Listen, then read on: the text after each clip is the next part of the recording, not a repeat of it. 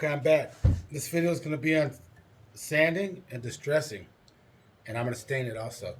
Usually when I sand, I try to put a pad down for the most part.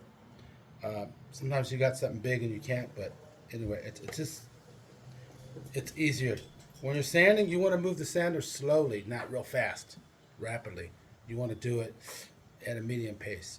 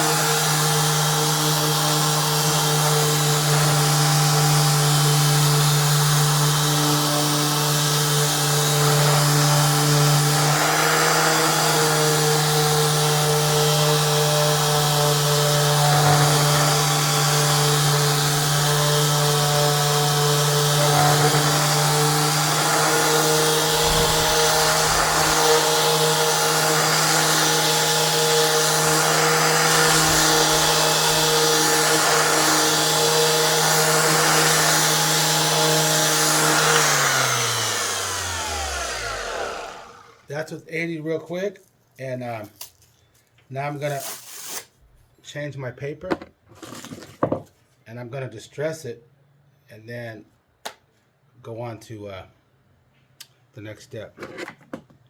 What I usually do, I get a wire brush like this, or you can get one like this, and you can scrape the grain out. I like to use these. You can use it with a machine, but this just is small, just to open the pores. And when I do a table or a chair or anything, I sand and I stain and detail back and front. I was taught that way. I was European trained when I was young, and they did everything. We did everything, every piece of it, even if it was against the wall and you never saw it.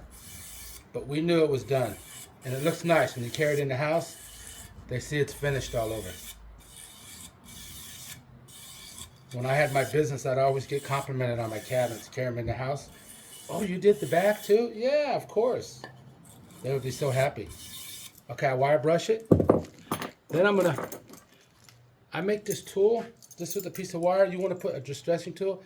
You want to put nuts, bolts, some keys, different size, a couple of washers and stuff. And you want to have like an end on it so you can kind of whip it.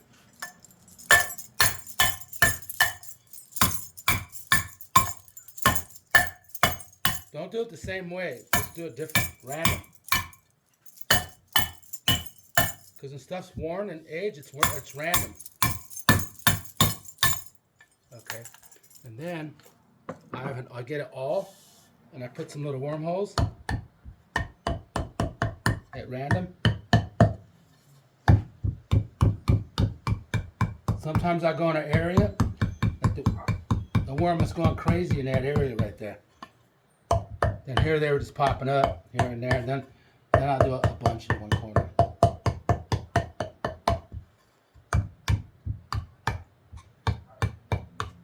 Okay, and then what I'll do, I'll get a chisel. Doesn't have to be a real nice chisel, just a decent chisel, and I'll chisel some like fake cracks, grooves. You want to do them all different. You want to do a couple together, and then straight ones, you know. You don't want to do it all the same, because it's supposed to look like it was worn, aged. And you can't make a mistake. You can't take too much wood out or too less. Just do it at random. When a piece of wood gets aged, it's people sitting on it and being kicked around, so it's always different. Anybody could do this. I've been doing it for years, but DIYers can do it. Just go at it. That's why I'm trying to do these videos and show people it's not that hard. Just take your time, be patient. Don't never put your hand in front of a chisel. Have the chisel going away from you, never towards you. Trust me, I've been cut a couple times. Then I'll get my chisel and I'll hit it on angle like that, just on the flat spots, and then on the edges, I'll go like that here and there.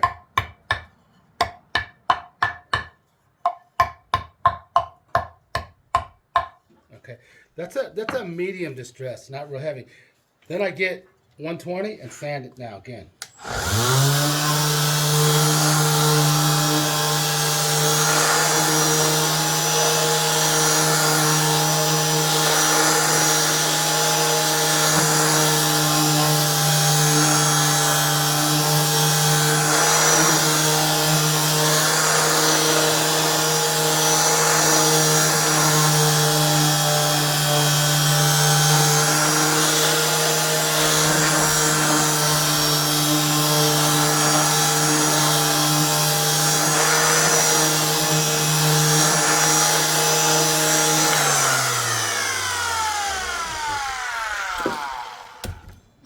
Then I get a piece of hand sandpaper and I'll sand it. I always touch and feel it, because you can feel the wood changing. That's why I personally like sanding, because you see the difference. When I do distresses, I always hand sand. Most of my work is distressed, you know, wood. I like the older. I use reclaimed lumber. It's just got more character.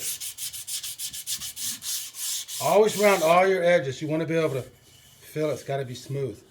And don't sand too smooth. Some people sand, you know, 320, 220. You don't want it real smooth because you want the stain to be able to penetrate. You want to open the pores. Unless you're doing some Louis XV, you know, table. You know, French polishing it, that's a little different. But this is fine. Okay. Then what I do, I'll move my pad.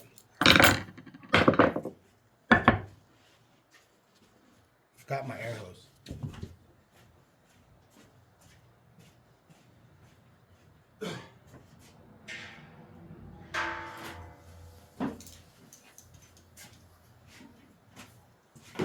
Sorry about that. I air hose it off.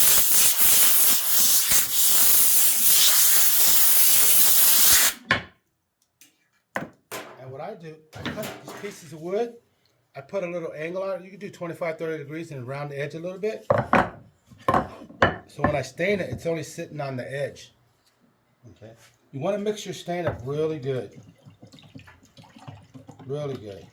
I already mixed it, but you still want to mix it up good. And don't be afraid to get dirty. I don't wear gloves. I have to touch it and feel it. The whole time I've been doing woodworking, I don't wear gloves. I'll get dirty. I just have a little brush. You can get a bigger brush if you got a bigger project. But brush your stain on pretty heavy. Don't go crazy. You have time. It doesn't dry right away. Put it on heavy.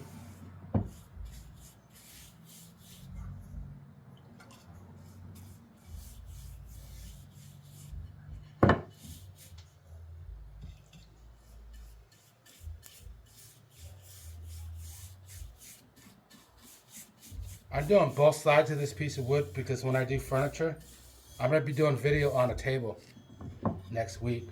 But I stain everything. Bottom, everything. Even the bottom of the feet of the table. And I spray it too. It's because I know it's done. It's a better way to do it. Okay. You let it set for a second. You know?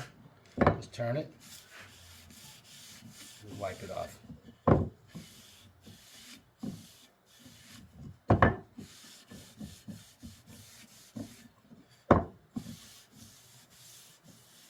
Then you can come on your pieces and wipe the top of these off with your stain. They end up getting all stained up, but just so it's not heavy. And that's it. Only one thing you have to do, I don't care what anybody says, what stain it is, if it's fast drying, it doesn't matter. Let your stain dry overnight. Trust me. I don't care what anybody says. Quit drying, let it dry overnight. Just like glues. When you glue wood, let it dry overnight. Okay, and that's it. I'm going to do a video on this when I'm gonna glaze it and clear coat it.